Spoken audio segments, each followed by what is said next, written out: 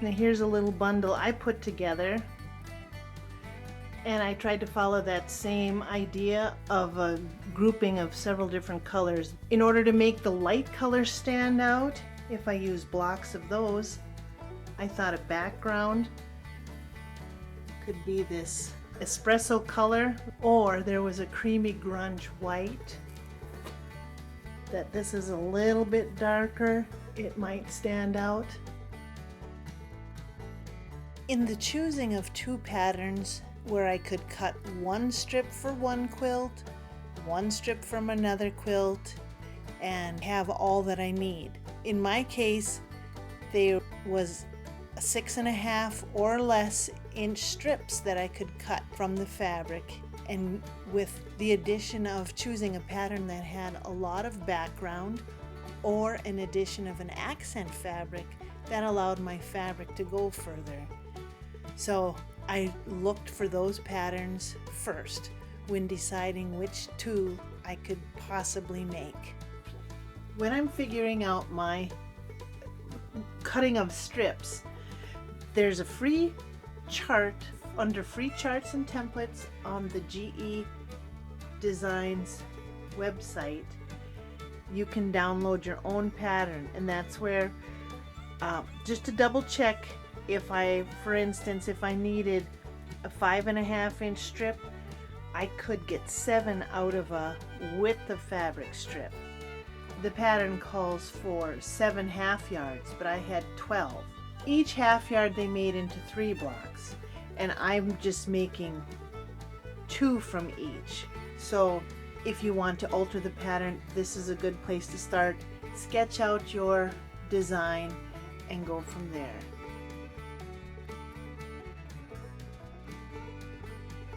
I have my lines parallel at the top fold and the bottom fold ready to cut.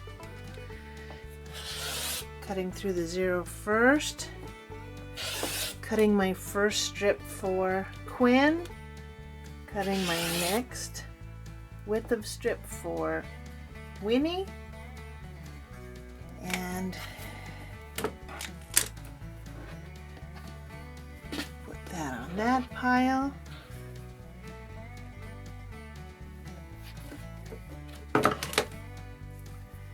Then I cut on the bolt fold because I'm only making 2 blocks for the Quinn.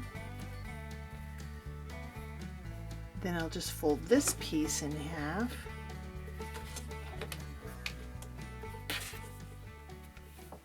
And then cut my square strip to cut my squares.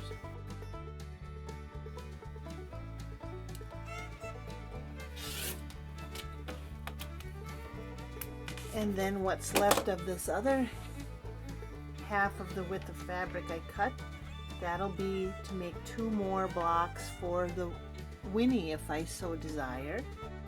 2 quilts out of 1 bundle.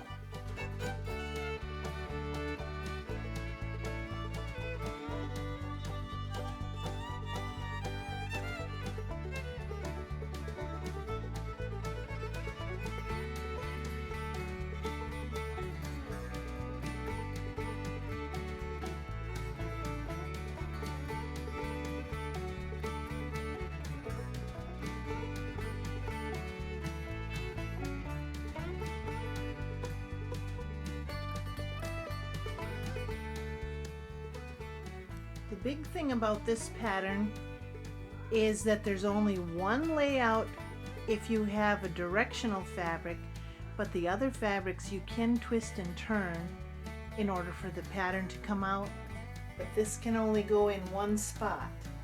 If I would try to put it down here, then my directional fabric doesn't work anymore. So just keep that in mind. If all your fabrics would happen to be directional, you have to alternate, so some of the squares are over here and some are over here, so it would work.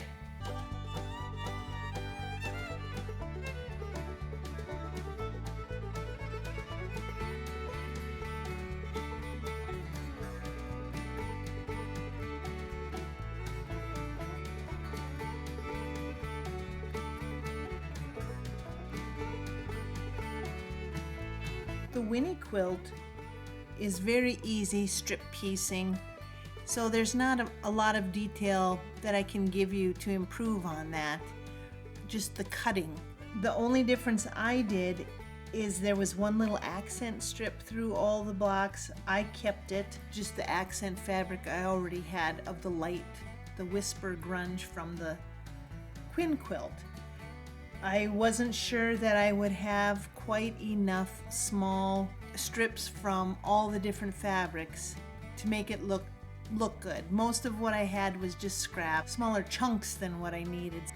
So I just used the one accent fabric, and I think it turned out okay.